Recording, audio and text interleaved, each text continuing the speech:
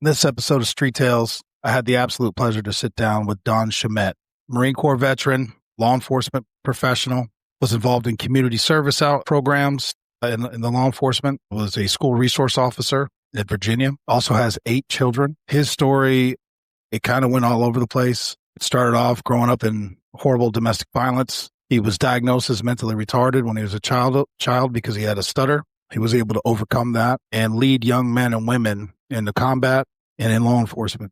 And for the last 30 years, he's been a violent prevention specialist. He is dedicated and focused on helping schools prevent the next school shooting. He has a program called Safe and Loved. You can reach him at his website, donshomette.com.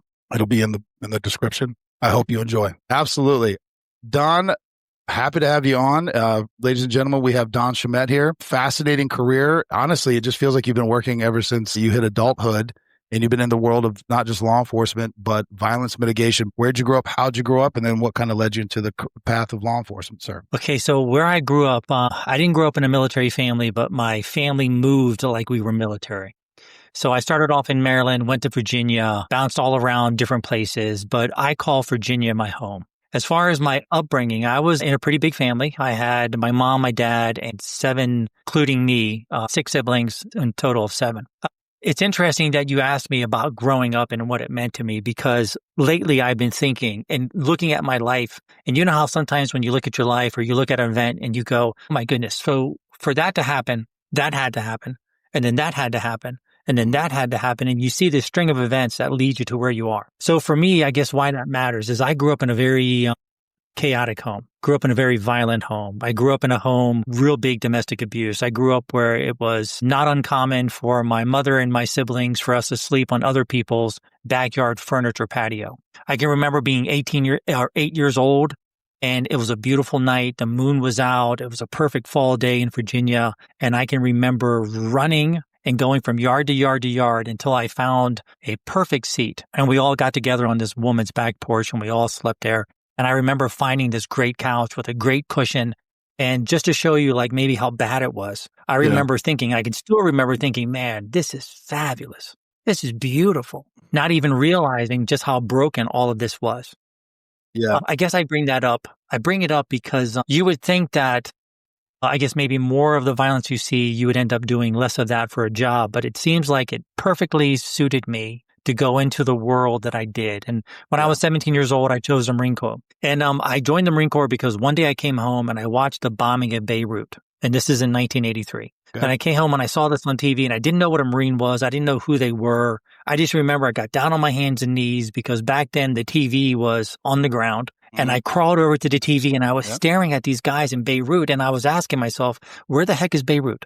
And who the heck are these guys? And the bombing of Beirut, for those who don't know, a terrorist drove a truck right up to the front of the barracks. The barracks was full of Marines. He detonated his truck into the barracks, and he ended up killing 244 Marines and sailors. So I watched this event on TV, and from that moment, that very day, I went and got my hair cut. And I told the barber, cut it like a Marine, and he didn't know how to cut it. And I was like, look at those dudes on TV, just, bleeding on the sides and short on top, like them. That's what I want.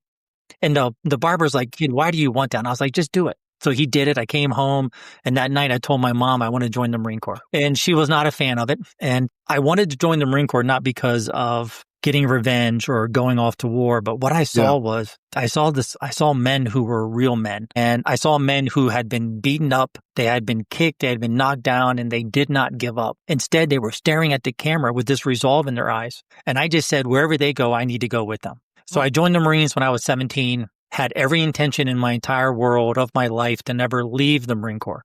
It was going to be my career. It was going to be what I did forever. And then I met my wife. And after I met her, I fell in love with her and I started having children. Yeah. And so I left the Marine Corps. And as soon as I left the Marine Corps, my first thought was, what in the world can I do that's like being a Marine? And the only job that was even close to that was law enforcement. And I did not become a cop to prevent violence. I didn't become a cop to enforce the law. I became a cop because it was as close to the world as I could get to the world that I loved. So I became a cop, and then quickly it changed for me. Yeah. And I fell in love with law enforcement because I did community policing. Hold on, let me And stop I you right did there. community. Let me stop you right Yeah. there, Doc. I love it. This is great, Okay. but I want to touch on a couple of things because we talked offline. And again, if you don't want to share something, but walk me, because you said in your childhood you were actually diagnosed mentally retarded because you had a speech impediment. Okay, so going way back. Way back, in yeah, because I kindergarten. want to kind of touch back up because this is all fascinating to me, what you're talking about. And I understand for you, it's your life. So you're like, yeah, these things happen to me. But I mean, I just kind of want to hover for just a moment on that Sure. part and what that looked like for Okay. your upbringing. Yeah, no, I don't have any problem talking about it, and I'm happy to talk about it. If we can remember, there's a guy by the name of Guy Gruters, and he's a vet from Vietnam, and he changed my life. Had I not heard him talk, I would never share about my earlier upbringing. Yeah. But when I was in kindergarten, I was labeled mentally retarded. Yeah. And I remember my mother, I don't remember it, but my mom told me all about it. Told me about how they were going to put me in a separate class, special education, mentally retarded. They put me through all kinds of series of tests and batteries to see exactly how much I was impaired. And the reason being is that I had a horrible speech impediment. I could not talk. Nobody could understand me except for my brother, Danny. And Danny being my brother and my siblings being who they are, I would ask for something. Yeah. And my brother would translate and go, he wants some candy. And I'd be like, that's not what I said. And he'd be like, shut up, I'll take care of us. I'm like, okay, whatever. But that's how bad it was. I could not talk. I did not stop my speech impediment until the 6th grade. And it correlates perfectly with my father. My father left at the same time. I was going to say that's a common thing in homes of domestic violence. The children, that is one of the things that come up, I guess, are one of the byproducts of that. So to me, I just wanted to kind of touch on that. So your father, I'm sorry, 6th grade? Yeah, no, father left in the 6th grade. It's one of the few things I remember about my upbringing. I have very little memories. I cannot remember anything. One of my strongest memories was of my mom and sister making cookies. And I could see it. I could see I could see the candles. I could see the lighting. It was beautiful. They were having a great time. They were laughing and joking, making cookies. And then I realized years later that was not a real story or a real memory. I had watched that on a movie. My God. So I cannot remember good things. I can only remember bad things. And I remember my dad left when I was 13. And lo and behold, it went away. I stopped stuttering. And it's kind of funny because what I do now is I stand in front of thousands of people and I talk. I know. That's why I want to get to that point, because it's like, here you were labeled this with a condition, and it's like due to your atmosphere and your upbringing, and now what you do now. I think that's just a fact. We'll get to that part, but I just wanted to touch on that because let me just side trail for a second. I was 16 when this first came about. There was a friend of mine, a teammate of mine, and he was in the special classes and all this other stuff. Well, nobody ever tested him. He was dyslexic. And his whole life he'd been told he was slow and he was dumb and he was always put in all these different classes. And that's why he liked football. He didn't care. A teacher took interest, had him tested. They got him the help he needed. All of a sudden he's getting A. He's very smart. And he went to college. And I remember graduating him. I'm getting a little misty. He was crying. And I was just his friend. I have no part in it. It's a story that I remember. And I remember how I felt for him. And I've carried that into with my children and other kids. And so anyway, when I hear you say that, that's what it reminds me of. Yeah, it's crazy. Yeah. It really is. You mislabel, you misdiagnose. And to be fair to everyone back in the days when I was younger, being mentally retarded was the phrase you put on a person. If you had a speech impediment, mentally retarded, if you had dyslexia, it didn't matter whatever it was mentally retarded. So it's not as if it is today. It was not so precise. But if you make this mistake, it can stay with you. It can last with you forever. And I carried that shame. Yeah. And I carried lots of stuff. Like I think we talked about this. My upbringing was so bad that there was times I would come home from school, and I can remember coming home, and I can remember seeing all of our stuff on the curb and saying, "Mom, why is our stuff on the curb?" And she said, "You just get in the car. We have to leave." And I'm like, "Well, can I go get my toys?" And she's like, "No, you can't. We have to go." And of course, later I would realize, seeing it as a cop, I know what's happening is I'm watching someone, get evicted. And that stayed with me forever. And then when I became an SRO, I was quiet. I didn't tell anyone this. I realized, and the schools did this on accident, not on purpose. But many of the teachers and counselors, I would hear them talk about kids. And they would say things like, "Oh, well, what do you expect from them? Or from him, he's got a terrible upbringing. His father's horrible. His mother, his family, they've got drugs, they've got this, they have that," or whatever. And the whole time I'd be thinking, "Oh, that's me. And I'm worse than that kid." So I learned to stuff it. and I learned to be quiet. If we were doing this podcast 10 years ago, you wouldn't know any of this about me. I would never share it. I would never bring it up. What happened was I went to a conference, and there was a vet there from Vietnam. And the guy's name is Guy Gruters. The dude changed my life. And what he did was he told his story about Vietnam. And can I tell his story? Please. Is there any censor on here? So I'm in the back of the room, 1 hour conference, and I'm listening to him. This guy flew some supersonic fast airplane. And what he did was he went over the enemy positions, drew fire, and then other airplanes coming behind would then attack the position. So the guy was crazy brave. He was a rascal. I mean, you just look at him and hear him, just like, it's the kind of dude you always want to be. Like if I was I'd want to be like that guy. And he was the dude's my hero. So he got shot down and he spent 5 years in a prisoner of war camp. And his call sign was Misty. Yeah. His call sign was Misty, and he wrote a book called, I think, Misty 13 or Misty 30 or Misty. It's a great book, but he's talking about what happened to him in the prisoner of war camp. And he talks about his buddy. I think his buddy's name was John. And Guy Gruder said there's two things you have to do if you want to survive in a prisoner of war camp. You have to eat and you have to go to the bathroom. You have to defecate. Eat, defecate. That's it. And if you don't do those two things, you're done. And that's your life. And I'm sitting back there listening to him tell these stories. And people beside me were going like this. Yeah. Covering their ears and looking down. And my jaw's dropping. I'm like, holy cow. But he tells this story of his buddy. I think his name was John. And John wasn't eating, so he wasn't going to the bathroom. And they said to him, John, dude, you need to eat.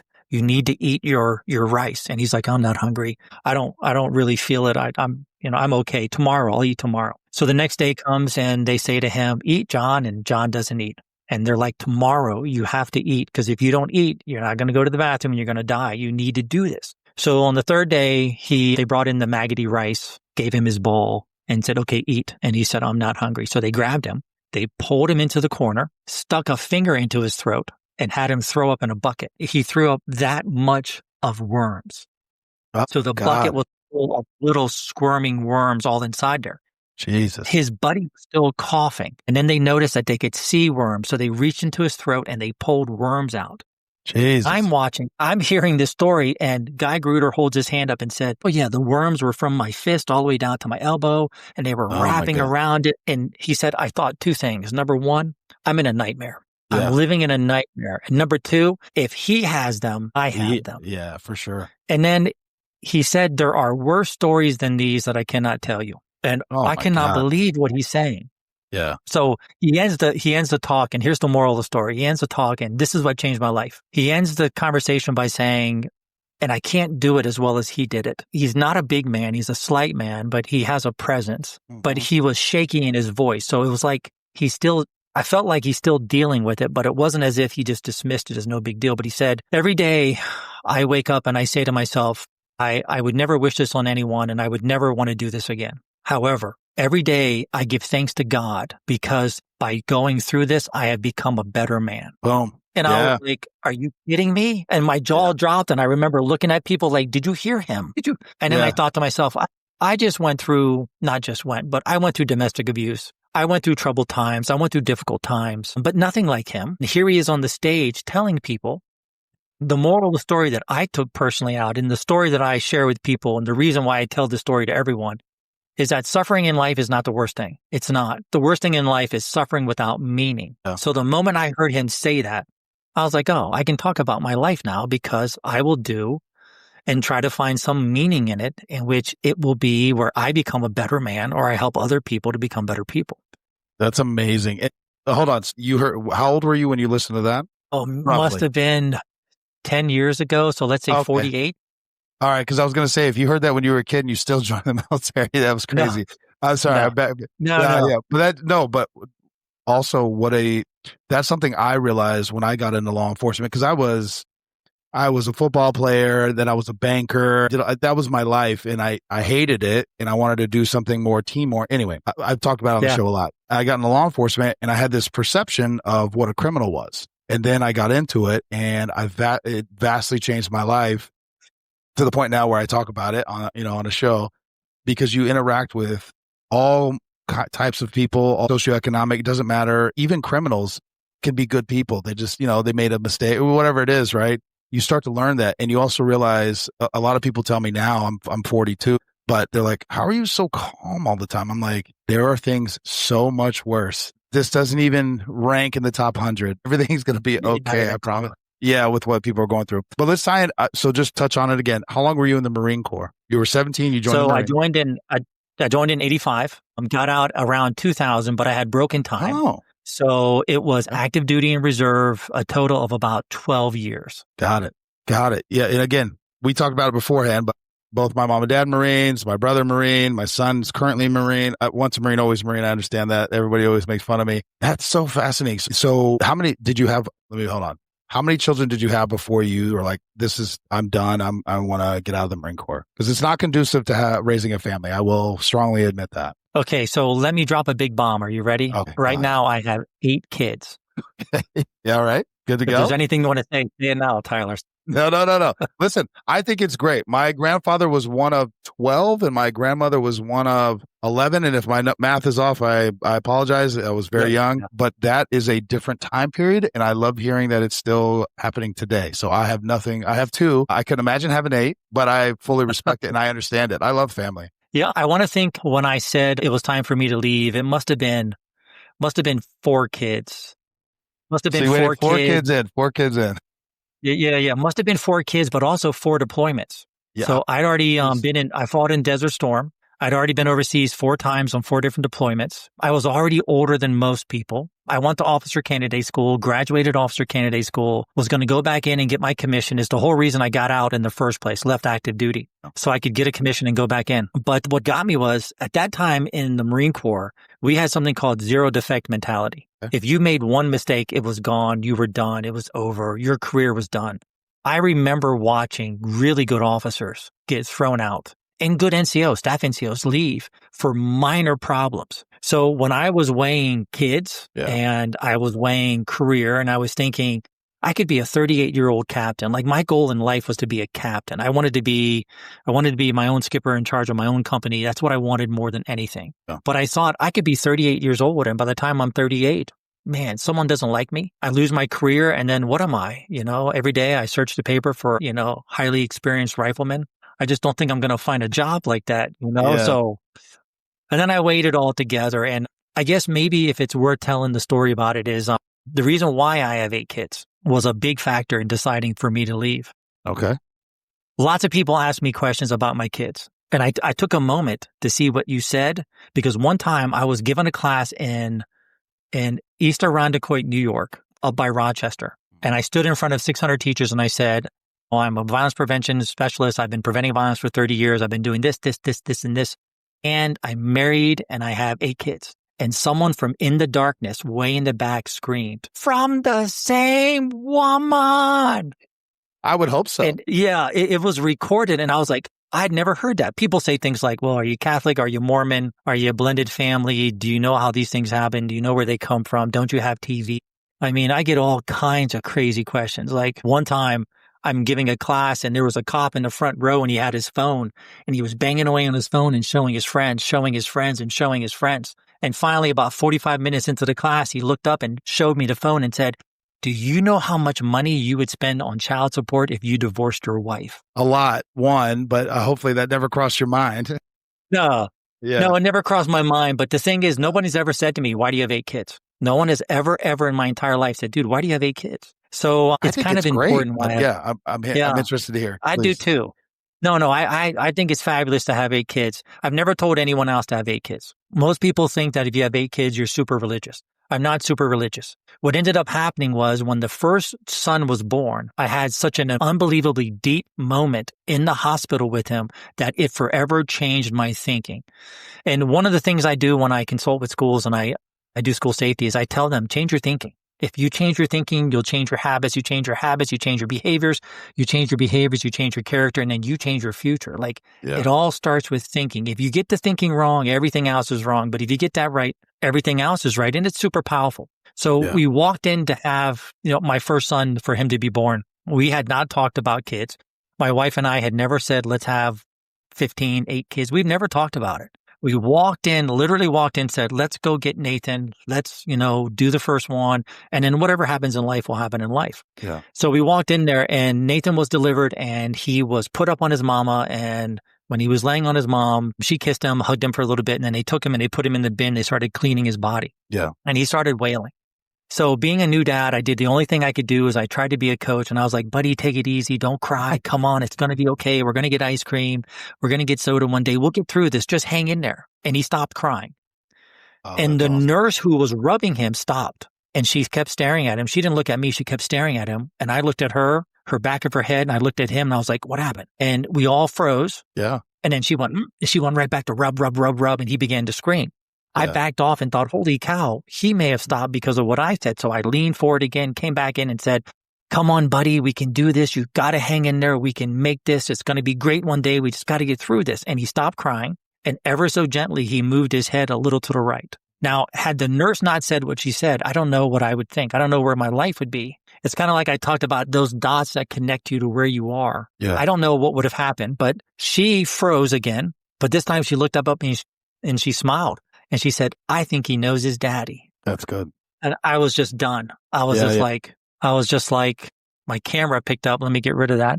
That's all right. I was finished. I was done. It moved me so much. It was so deep. I could not believe that this person that I had never seen, never talked to, never met, didn't know what they looked like, but they had touched me to my very soul. So I told my wife, I'll have as many kids as you want.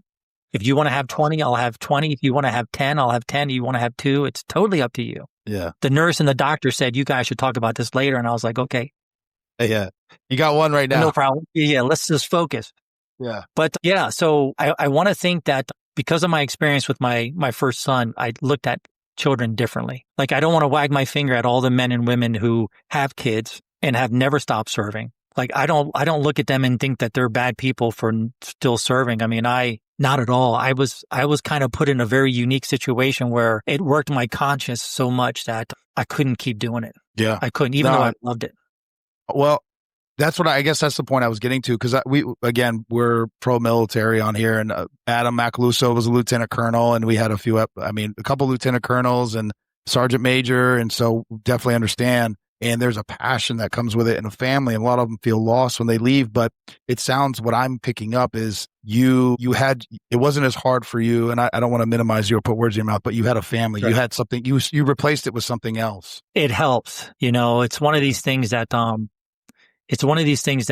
a lot of people ask about service members, like, how come when you're in combat and you see something horrible and something absolutely, and maybe this is your case too, if you see something horrible and you witness it, a lot of people can't understand it because you heard it, you saw it, you smelled it, you tasted it, and you felt it. So it's so visceral that it's one of these things when you try to explain to other people, it just doesn't come out right because you're like, no, I tasted it. Yeah. I tasted it, and it's like, you just can't get it. It's so hard to get around it. But men and women in combat very seldom ever end up taking their lives, even though they've just witnessed something horrible. Yeah. And they don't take their lives. And you think it would be right then when it was the freshest, when it was the most brutal, when you could still hear it and sense it and know it. But I think what ends up happening is, like, your family, in my experience, is that we were put into a situation where we had unbelievable purpose. We had unbelievable,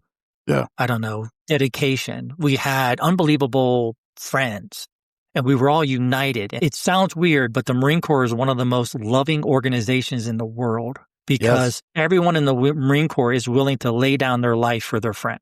Yes. And that is the true sign of love. So when you leave that, you're not leaving something like little or an organization. You're leaving everything that filled you up that was good. So this is what I think what happens to veterans. They leave the service, and if you don't have something to fill it up, you only have an 8-ounce glass. You're an 8-ounce glass. And if you fill it up with booze and drugs and bad things, it's hard to put in the other stuff. Your point was a great point. When I got out, I had a wife and a family, and I had so much that it filled up my glass where I was not able to put a lot of other bad things in, but it was very tough. I think everyone suffers in some way. I mean, it's an attachment. You suffer a de-attachment to or unattaching to a world that made great sense to you.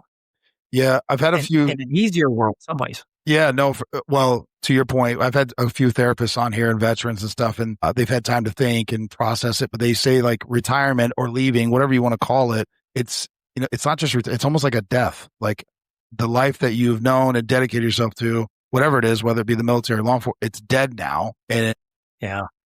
people don't think of it that way, so they don't process it that way. And they're like, what is wrong with me? I've been looking forward to this moment my whole career, and now I have it, and I'm lost, and I don't know what, I don't know what to do. So they were like, it's like a death. You're mourning a death. Whoever that person was is dead now, which I thought was, I've heard 2 people have said that on this show, and I was like, it's kind of hitting me because I bounced around to different agencies, and while I didn't retire from them, every time I would leave one agency, it was like a part of me. I was like, because I made friends, I had a life. That was my life. You understand that. But let's tie into, where did you end up getting into law enforcement? And I want to walk through that career because you were an SRO, which is, I want to talk through that at the time that you were in and what it is now. And then also community policing, which if you were either in law enforcement or if you studied criminal justice, you may have read about it, but it's not really, depending on what agency you are, it's not a big thing now. But when you were doing it, it was huge and it was the hot new thing. But let's walk through your progression in law enforcement. So I went to officer candidate school, graduated officer candidate school, and made the decision to leave the Marine Corps just out of the blue, didn't talk to my wife about it, just made the decision and decided to do it. And to my wife's great credit, she was incredibly reserved about it. There was no, I think it's a good idea, I think it's a bad idea. It was like, what do you want to do? So if I wanted to stay, I could have stayed. It was not as if she wanted me out, but it was really weird that such a monumental moment of my life happened in 15 minutes. And then when it was over, I said, I feel great. It was the right decision to make. Yeah. But then I started missing the Marine Corps, missing that life. And the mistake I made when I was young was I tried to chase the same feeling I had in the Marine Corps. Yeah. Not realizing that I could never replace it. And there is no replacing it. I could find things that were close to it. And that's what ended up happening. So what I did was I just asked myself, what is the one thing that I can do that is the most like being a Marine? And the only thing that came to mind was law enforcement. Yeah. And the only reason the first thought that came to mind was I walked into, what is it called? The employment office. Yeah. It must have been the employment office. And I walked in and said, look, I don't know what to do. I've only been in the service. Yeah. What do you do to find a job? And she looked at me and she goes, you look like a cop. Yeah, you do. You should go apply for the cop. And I'm like, really? There's a cop position here. And lo and behold, I went and applied and got picked up by Winchester Police Department. So when I first became a cop, I didn't want to be a cop. I wanted to be a Marine or as close to a Marine as I could be. Gotcha. And the two worlds are not the same. They share a lot of similarities, but they're not the same. And in many ways, I think law enforcement is tougher than being a Marine because being in a Marine is very forgiving. It's an environment where mistakes are made and you do 1,000 things and you get yelled at or you yell at someone else and then you pretty much go get a cup of coffee and everyone's done. Law enforcement wasn't that way. But as soon as I got hired on in the 90s, the mid 90s, early 90s, community policing was a big deal. Yeah. And for my entire career as a police officer, I was paid by a community policing grant. My department never paid for me. Interesting. Okay. And when I became a cop and I went ahead and I hit the road and I was doing patrol duty and I loved it. And then these guys from Boston came down and they put on a class about community policing. And not to wag my finger at community policing nowadays, but in the 90s, community policing was big brain safety. It was phenomenal. I mean, it was unbelievably strategic. It was unbelievably comprehensive. And what I mean is I became a community policing officer and then I was involved in a program called Weed and Seed. And it's just like what it sounds. You weed the negative element and then you seed in the positive elements into the community. And some of the difference with community policing nowadays is not enforcement. But in the 90s, community policing was heavy enforcement. Like, for example, the standard procedure was when you went into a new neighborhood is that for the first 72 hours, you had zero policy on any crime. I mean, if there was a crime, you were arrested. It didn't matter. For 72 hours, you would swarm an area. You would do the broken window theory in which every crime for whatever it was arrested. And then after 72 hours, you would then start to do the seeding part, or you would start to do a different type of community policing. But I loved it. I loved the thought process, the process behind it. I loved the strategy. It reminded me of the Marine Corps. It was very big brain. We did Weed and Seed where I was one of the luckiest guys in the world because I was young. I was in my 20s and I was able to sit in meetings with the city manager, with the Commonwealth attorney, with, I remember there was an ambassador there, and he was one of my greatest mentors. And I got to sit there and listen on how a city tries to prevent crime. And it was really kind of cool. Like nowadays it doesn't happen, but I had a direct path to the city manager. In fact, my chief of police, who hated community policing, he was actually, this is how weird it was. He hated community policing. He was not permitted or allowed to talk to us. There was 4 of us. Can you imagine that? You're the chief of police and you see your cop go by and you're like, I can't talk to him. You've been ordered by the city manager not to talk to us. So we had 4 cops and 1 supervisor. But he was old school. He fought in the Korean War. He'd been a cop for 40 years. He definitely had his skill set, but remaking himself with, I don't want to say modern law enforcement, but remaking himself with something that was strategically very different than going for the arrest. Yeah. One of the big things about community policing, I don't know if you've ever heard this, but community policing is really following a strategy called people are the prize. Yeah, have you ever heard that before? Yeah, so I got my master's degree once I was already a deputy because I was like, this is my profession. So I decided to get educated because my undergrad was business. And that's when I'd been a cop for like 3 or 4 years and I got into this master's program. And I was like, I had no idea there was all these philosophies and thoughts. I just thought it was enforce the law, arrest bad guys. But to what your point, big brain stuff. Some agencies do it better than others. I'm also hearing a lot of them are very hesitant and resistant to changing how they've been doing it 40 years or whatever, So yes, no, I am familiar with it. I'm loving everything you're saying. We're kindred spirits. You just didn't know it yet. Okay, cool. Yeah, it's really kind of cool. It's weird because nowadays I don't see it happening, but I had a direct path to the city manager. When he would walk by, I'd be like, hey, and I'd call him by his name. And I'm like, hey, we need 500 shirts to go give to the kids. And we need this. And he's like, well, just do it. Call down to so-and-so. They'll get it organized and you got it. Yeah. We would go straight over to zoning and say, hey, look, we need that curb painted today. And they were told by the city manager that when we came in, we went ahead of everyone else's line. Yeah. And the idea being is that if we're going to try to, and when you do community policing or how we did it was you had 3 big goals. One was you tried to change people's perspective. So you would go in there and flood them with a different side of law enforcement that was very responsible, very attentive, very helpful, with the idea that what you were going to do was you were going to change perceptions. You were going to get them to choose sides, meaning they were going to trust in you so much. So it's this idea of not just going in and showing them who you are and interacting with is great, but it was the follow-up that made a difference. It was to go in, change perceptions, do this great work, play games with the kids, do this stuff, be a good cop. And then what you would do is you would change their trust. You would win over their trust, and then you would have them choose your side. And if they choose your side, what it means is that they are now a part of who you are, and they're going to throw in with you and not worry about the bad element having more power over them. Yeah. It's a leap of faith. And for me, what happened was it actually worked. It worked in one neighborhood, and it worked in a neighborhood that was unbelievably violent. It worked in a neighborhood where you never went there with less than 2 cops. We had an officer murdered in the line of duty in that neighborhood. It was the wild, wild west. It was crazy. When you fought someone, you fought 20 people. My first night on the job, my training officer looks up at me and says, push them back. And I'm like, push who back? It's 2 a.m. You're down there wrestling some dude with the other officer. I'm not supposed to help. I'm supposed to sit here. And he's like, push them back. And I'm like, push who back? And within 3 minutes, I'm shoving people by their faces. Yeah. Shoving people, hitting people. I mean, they're trying to get the prisoner back. I mean, it was crazy. Yeah. And when community policing worked, and it wasn't just us, it was zoning, it was city manager, it was a Commonwealth attorney, making sure that they're actually pressing charges and following through and not letting people go. It's the judges. I mean, it was a coordinated, comprehensive approach to change the behavior of a neighborhood, and it did. Yeah. It became so good that one officer could go up there. You didn't have to have backup. Nobody cleared the radio. Nobody asked you if you were 10-4 every 3 or 4 minutes. It changed. And if I had not seen that happen, I don't know if I would believe in community policing. I don't know. I saw it. So all the cops out there who are like, community policing is garbage. I get it. It can be garbage. But if you see it work, and when it works, it's amazing. I mean, we change an entire city block. And I mean the people there, the community there, and everybody else in the city. I mean, it's phenomenal. I mean, I've never seen something like that. It was jaw dropping to me. So it was beautiful.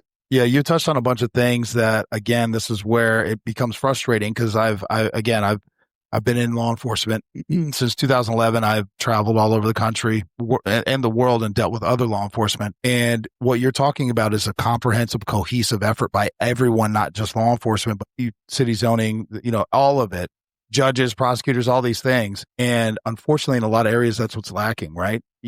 Some agency might try to roll out, put a lot of money, time, effort, find the right people. But if you don't have the backing when you're trying to do the right thing and they're just, you're taking them in the front door, they're going out the back door, it doesn't work. And to your point, following through, and I've met some really great law enforcement professionals because I say it that way because I've worked with deputies, cops, troopers, I've worked with all of it's all encompassing that have that passion. And they go into a neighborhood, they go into an area and they're all like, hey, hey, Tyler, hey, whatever it is. They know them, but it's because they've spent time with them. They know that they're fair. They're not there to, disrupt their life or be, heavy handed or anything like that. But it takes time, right? It takes time and it takes the right personality. And then on top of that, if you could have a comprehensive effort like what you're describing, that can be replicated. But unfortunately, you see where we're at today. So it's a little different. You know what? It's an incredibly difficult strategy to accept. Yeah. It's a reframing and a remaking of how you see life and how you see law enforcement. Yeah. I mean, it is no longer, and I understand how many cops feel because it's no longer about the arrest. It's no longer about the stats. It's no longer about putting bad guys away. It's really not. People are the prize is the concept that out of everything that you do, the thing that matters the most is the people. So if you protect the people but never make an arrest, you're successful. If you make an arrest and that protects the people, you're successful. Yeah. And the hard thing about preventing violence, and this goes into schools, this goes into communities, this goes into cities. The hardest thing about doing it is when you're successful, nothing happens. Yeah. And when nothing happens, there's no stats. And when there's no stats, it looks like you're not doing anything. And people start to say, what the heck are we doing up there? Like, why are you guys even up there if you're not doing? My lieutenant came into my school when I was an SRO. And just to show you the mindset, and to be fair, Bob is one of the greatest cops I've ever met, 50 years on the job. I love him. He's a great guy. But his priority was making an arrest, and not to make an arrest, but to make people safer. He believed, and it's true, if you make an arrest and you take a bad guy off the street, you're actually making everyone safer. Yeah. It's all good. There's nothing wrong with it. Community policing says, let's do that, but we also have to protect the people. So the most important thing is that they are safe. Yeah. So if that means never make an arrest, but we spend 8 hours sitting by them on a street corner and nothing happens, that's what we do. Yeah. So he came to my school one time as an SRO and he sat down and he said, okay, Don, it's time to do your yearly evaluation. I said, great, Bob, hit me. What do we need to work on? And he said, okay, well, you need to get your felonies up. You need to get your misdemeanors up. You need to get your parking tickets up. And I'm like, Bob, I work at a middle school. These kids don't even drive, How am I going to? And he's like, and I mean, again, I love the dude. I'm not giving him a hard time. Yeah. He was doing law enforcement the way he thought it was best. And it worked. It's good law enforcement. But I said to him, Bob, I don't have felonies here. These kids aren't doing felonies, Thank God. And I said, look, thank God. And I said, look, I give 138 classes a year. I counsel 60 parents a year. I kept all these stats. And I'm like, I've recovered 15,000 in stolen stuff. I've brought back. I've passed over 8 cases to detectives or whatever it was. And he goes, get your felonies up. And then for the next month, what I would do is I'd carry my radio and I'd keep it on. Yeah. And whenever I hear someone say, like, hey, so-and-so, there's a shoplifter at Walmart. I'd be like, whoa, Winchester, I got that. I'll do that. I'll take that. Hoping and begging it's over $250, making it a felony. Yeah. And then I'd race out of the school. I'd race up there. I never charged anybody to get a felony, but if it was a felony arrest, I would take it just so my stats would show it. And I did that for about a month. And then Bob forgot all about it and he stopped. And then I do what everybody does. I just went back to my, doing my stuff or whatever. Yeah. Yeah. Well, let's talk about SRO because it got hot and heavy for a few years, but I'm assuming back when you were an SRO, it was seen as less than. Hopefully that wasn't the case, but in the agencies I've worked for, SROs typically were people on their last leg out, they're retiring, or they just needed to hide them somewhere. And then Parkland happened in Florida, and this is where my knowledge kicks in. And all of a sudden it was like every school, and they wanted like younger. See, I struggle with this because to your point, I've met deputies that were 20, 25 years on the road. Excellent, phenomenal, not what I'm describing at all. But anyway, there was a strong emphasis to have this happen. And that lasted for a few years, much like I had Jeremy Cormier on, and he talked about SRO. He's the one that introduced us. And he was like, yeah, I had to get out of SRO because I wanted to get promoted. It's like, that's the problem. That's the problem. Yeah. But what was it like when you were in? So it's gotten tremendously better, a world's better. Yeah. I think the first SRO program was in the 1950s. It was in Flint, Michigan. It's been around a long time. I did not know that. And the reason why, it's crazy how long it's been around. It's probably one of the longest police programs, maybe one of the longest ones. Certainly, I think one of the most successful because of where it is today. But when I became an SRO, I only became an SRO.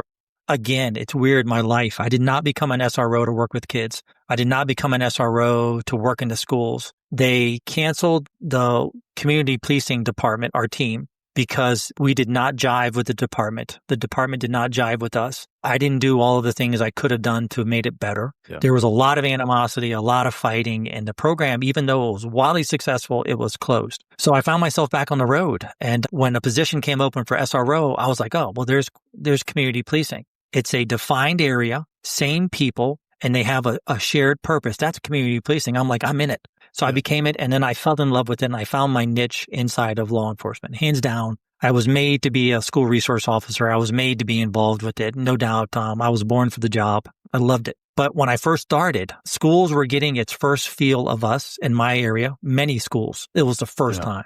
Columbine had not happened. It had not happened yet, so there wasn't at that moment still even a feeling of like we need them. Yeah. It was unbelievable growing pain. It was crazy uncomfortable. It was teachers pushing back crazy, like really hard, saying things like, we don't want him having a gun. What we want him having a blazer. We don't want him in his uniform. We want his holster to be inside, not seen. It was all of these crazy, like, we didn't understand them. I didn't know what their purpose was. We didn't know what they were trying to do. We didn't know what we were trying to do. They didn't, it was really brutal. Yeah. And it stayed brutal until the mid 2000s. And so for me, it was an unbelievable learning experience. And as soon as I got there, every teacher, every principal, everyone was nice. And sounds weird, but that's what shook me almost the most. Was for the first time in my career, people were waving like, hey, hi, how are you? And I'm like, talking to me? Yeah. Oh, I'm fine. Hey, yeah, I'm fine. Hey, how are you? Hey, nice to... It took me a while to drop the community policing was not smiles and Mr. Friendly. It was really a big enforcement side. So I had to remake myself to fit into an environment with people who do not have intimate relationship with violence. And that was the key part. And they didn't have an intimate relationship with violence, so they didn't know how to understand or take me. Yeah. There was times when they would hide crimes from me. There was times when, unbelievably, I had to threaten people. I had to say things like, if you don't report this crime by Monday, I'm going to come in here and arrest you and put handcuffs on you for obstructing of justice because you're required by the state of Virginia to report this. Yeah. This is a sexual offense. You have to report it. And thank goodness I never had to arrest any of my teachers or principals. But man, it was crazy. It was really tough. It was really tough, and it dragged on for years. I mean, and then I became a consultant and a speaker. Yeah. I started presenting, and I can remember being in rooms where principals would begin a shouting match with cops, and SROs would begin a shouting match back with the principals, and it would be unbelievably heated. Like things like, you don't arrest. You've got these kids doing this. You've got to stand up and you got to take charge. You can't let the kids do this. And then the school people come back. All you guys are is a bunch of Nazis and you guys are doing whatever. And it's like, it wasn't a simple disagreement. It was real vitriol. It was terrible. Yeah. Well, I think with the SRO program and help guide me on this, because I want to tie into what you're doing now, but this is me on the outside looking in. I was never in the SRO, and I had mixed feelings when I was in law enforcement in that capacity. Not on the Fed side, but it's always either seen as the most positive is at least someone's here to keep us safe. They have a gun. Great. My point is that is such a unique recruiting and community opportunity where because there's such a disconnect, especially now between community and policing. It's a noble profession. I believe in it, but there's fear, there's intimidation, there's misunderstanding, lack of knowledge on what's going on. And, a lot of times people don't see you as a human. They see the uniform and that's it, especially with some of the stuff that I've been called, or my buddy BJ, who's on here, we've been called wild things. And I'm like, Are they talking to me? Do they not understand who I am? It's such an opportunity that you can begin to show the positive side and the protective side and the noble side of the profession that could carry with people throughout their whole childhood, school age, whatever that might be. And I see it as also like you're almost creating like a feeding system for law enforcement. Like, oh, dude, I want to be like Don. He was great. He made me feel safe. He talked to me. He was so nice. I want to do what he did. You see what I'm saying? Like you began that. Yeah, no, It is not seen as that. It's either seen as a waste of money, a waste of time, or we need more cars and cops on the streets, not wasting their time at the school. All these things that I've heard, right? It's just like, do you not understand what you're bypassing? It's just such a wildly missed opportunity that I don't understand why more people don't see it. Much smarter than me, right? Yeah, it is. It's a crazy opportunity. It really is. I mean, you have a chance to impact the lives of young people, and you have a chance to influence them forever. How they will always think about law enforcement. Yeah. It's one of the reasons why I think it's important that officers wear their uniform, because 100%. It's not just that Officer Don is trying to make a connection with these kids, but I'm trying to connect you to this badge, to this patch, so that when you are alone at yourself or alone with yourself one night and you're having horrible thoughts and terrible things may happen to you, you're going to think, well, if I can't find Don, I can find one of his friends. Yeah. It's a biggie. I mean, you can save lives. And also the teachers, we forget about this. Many a morning, because I came in so early, that I would have a teacher sitting in my office waiting for me. I was not prepared for this. I wasn't prepared for the full side of it, for parents or for teachers. Like, I hold teachers at high regard. I always thought they're just really good, super people, like they know what they're doing and they're just great. But there would be many sitting in my office crying and saying, I need help, Don.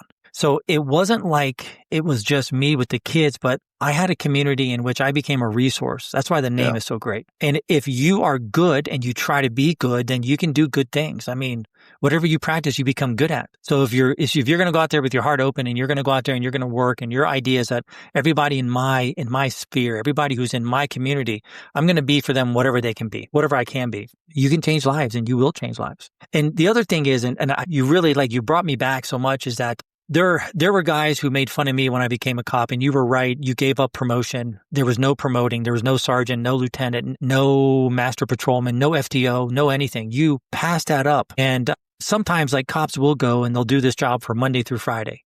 But the schools now have a long memory, and they have now had 7, 8, 9, 15 SROs. And if you come in there and you don't match up to the best SRO, they're not going to stay with you, and they're not going to want you. So you may think it's going to give you a break, but it's really hard to maintain that break. You can do it. And then I guess maybe the last thing to say about this is I think we make this mistake, maybe not a mistake, but it's a trap. We fall into a trap when we only think about those who do not like us, or those who do not respect us, or those who do not see us. Like you brought up, not human. Man, there are people who do not see us as human, but if we focus on them, it will drive down our energy, our engagement. It will make us not willing to do good work because we're like, those people hate us. Yeah. But then the silent majority, and they shouldn't be silent, but they are. They're trying to live their own lives, do their own thing. They're also, nowadays, it seems like you always have to pick a side. And that's an unfair thing that we're giving to people. Like, you have to pick my side, and I don't think that's fair. But people are now in the spot where they have to do it. But if we were to focus on the good, which is greater than the bad, our emotional health would be better. We'd do better service. People would like us more. Like you brought up, I can't remember what point you brought up, but it was a great point. You said, what was it? Quite a bit ago about, not about service, but about being able to help you. But I'm losing sight of it. But it was so true. Like if you can just stick to the idea that, you were talking about people that you arrest, that most people are good. Most people are good. Yeah. And they do bad things, but they're good people. And there's very few bad people out there who only do bad things, but they're out there. Yeah. And then there's only a handful of evil people. But we only see the horizon of hate, and we see the evil, and we forget that there's this whole group of good people like, hey, I could really use your help if you're willing to do it. Just, could you do it? But we had a last story, if I can say human, because I'm going to forget. No, do it. Man, this came home to me in a very big way. We had a police officer murdered in the line of duty.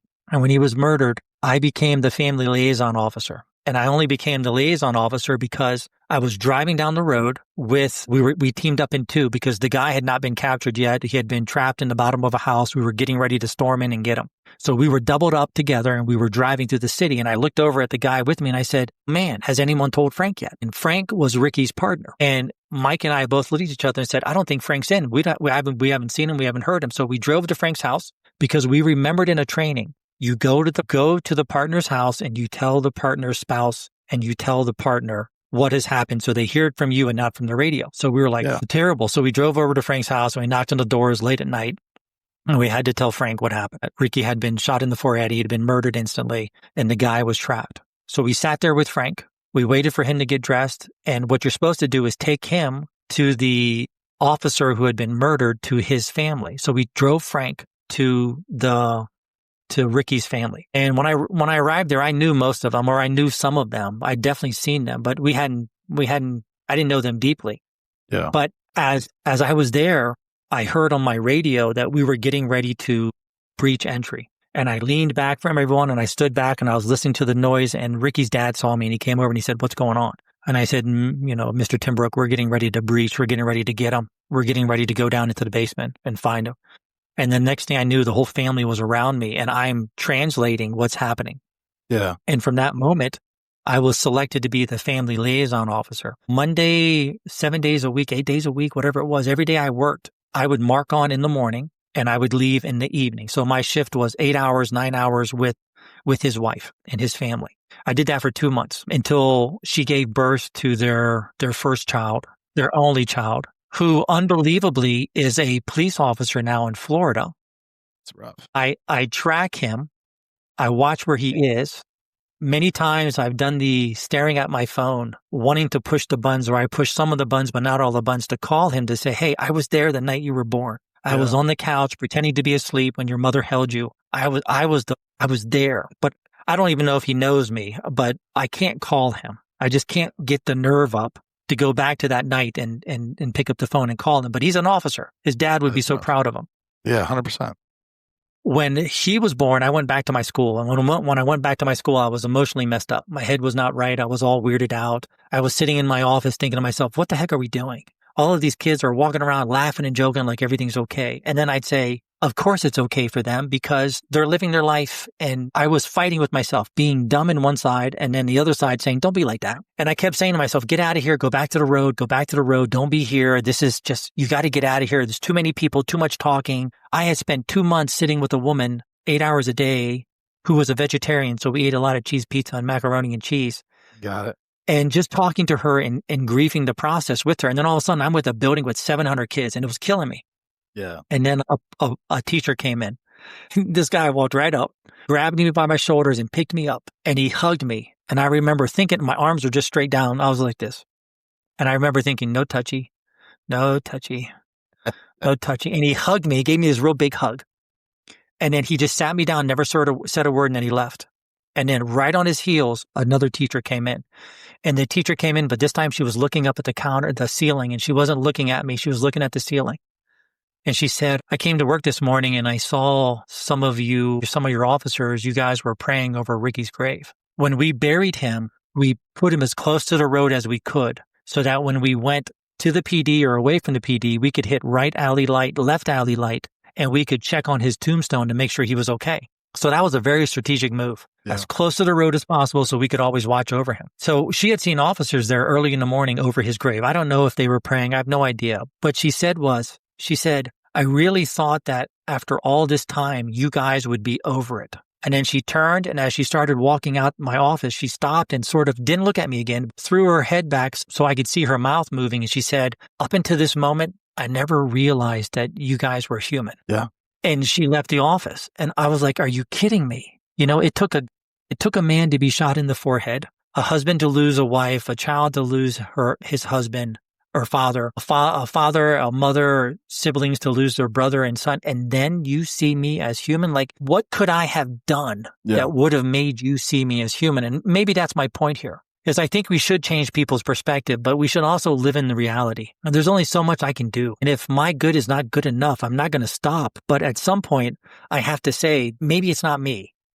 Maybe it's your perspective on this world and how you see yourself. And I'm not going to let that drag me down to the point where I'm going to start doing bad service. No, I'm going to focus on the ones who need me, love me. I'm not going to ignore anyone, but I'm going to go and I'm going to do the best I can because that's the best I can do and it will give the best results. But it's true. I mean, for some people, I've often thought of her and I've asked a question over and over again. What could I have done? What could I have done for you? I couldn't have done anything. There's nothing I could have done. No. It took a man to be shot in the forehead for you to see me as human. It's just crazy. It's a wild. It's a real struggle. Yeah, it's a concept, and it's something I wasn't really aware of early on, but I've become more aware of just through conversations. And that's also the other point of this podcast is just talking to people that we're all human beings. And I mention good people that do bad things. I have friends of mine that have been on, not just on the show. And I don't think I've ever elaborated on this because I wrote a book and there's Tay Duncan, Dave Tarbox, and Joe Caputo. These are friends of mine. They've been to my house. We've broken bread. Like these are friends of mine that I call and I check in with all the time, but they had a very different upbringing in a different life before I met them. You know, Dave Tarbox, he was a bank robber out of Massachusetts and he was addicted to heroin. But that didn't define him. Like he was still a good person, right? I mean, I met him well after the fact. He has a business and he has a family, he has kids. Like what I'm saying is he did a horrible thing. He talks through that. Joe Caputo, he had drug addiction as well. He overdosed twice. And I'm like, bro, you didn't figure it out after the first one. It took two. But what I'm saying is like he lived that life. And then Monte, he grew up in Atlanta. It's a quick sidebar, but talking about community policing, Atlanta did a little different. They had Red Dog Unit and DC-6 where they would basically thump you and slam you to the ground in front of your house because you were in a drug area. It's like, I live here. Like, even though I'm not doing anything, I live here. He ended up, we played football together, but everyone had different upbringing and a different life, but it doesn't make them bad people. And to your point, I have also met, there are evil people that are just want to do bad and cause havoc. That is very true. But that is not the majority. And it just feels like, especially this day and age, 2025, that people just don't understand that, cops have a very difficult job. Not to go on about that, but it's also they're human beings. They're trying to process the shit they're dealing with too. There's no training, right? They don't train you how to be a robot and, you must see bad stuff all the time. One, even if that's true, it doesn't mean it doesn't affect them. It affects them very seriously. And we've done other shows, and I'm not trying to bog down on this, but 900 cops take their own life almost every year. I mean, I know it varies with 700 to 900, and that's underreported. So it's a traumatic thing, and I believe that having these types of conversations, just talking through these things and expressing, one, you're not alone. Two, labels didn't define you. And three, there are good people that want to do good work, and it is a noble profession. But with that being said, I want to tie in and touch in because I'm very interested in what you're doing now. You talk on what you're doing now after you got out of law enforcement. About what you said. Have you ever heard of something called kintsugi? Kintsugi is a Japanese phrase. It's a Japanese concept. I experienced it, and something else called ikigai. And when I was in Japan with the Marine Corps, and ikigai is this thing about following your purpose, finding your meaning in life. And it has like 7 or 8 things. And one of it has to be is that you have to be good at it. It has to be something you're passionate about. You have to be able to make money doing it. You have to be extremely good doing it. And then all these things come together, and that's your ikigai, and that's your purpose. And I think for many cops, I think this is more than a job. It's a calling. And in many ways, it's kind of like people's ikigai. It's like a lot of people don't understand that this is not just something that I do. It's something that I am. And I think you can make a good argument that maybe it shouldn't be your identity, but there are certain things you do in this world that it's so big that you feel you were called to do it in life. And I think if you can't see that in other people, then I don't think you can truly understand where they're coming from, that it's more than a job. It is a calling in life in which they feel that they've been ordered or invited or called to do it. So it's not just a little thing. It's their everything. So, and then this thing called kintsugi, which is really I wish this is some of the stuff that we would teach officers or teach your friends, or maybe your friends could learn this because it's crazy valuable. It's the concept that in kintsugi in Japan, when something breaks, they don't do what America or what we do. Like if I break my cup, what I'll do is I'll super glue it together so you can never see the break. And then I hide the break, and the break you can't see it. Like you can hold the cup up, but you can't see the break. And we do everything. Know what this is. I didn't know what it was called. Yeah, I got it. Oh, I'm sorry. So it's a fabulous concept, and we do everything we can. We do everything we can not to show the break. Hemingway said it, is that sooner or later, the world breaks everyone. And some are just stronger in the breaks. So the idea with kintsugi is that if you're broken or you've done something like this or you've had a difficulty, is that you don't try to hide it. And what you do is you make it a part of your history and then you make it beautiful. So in Japan, if they break a mug or a bowl, they will inline it with gold.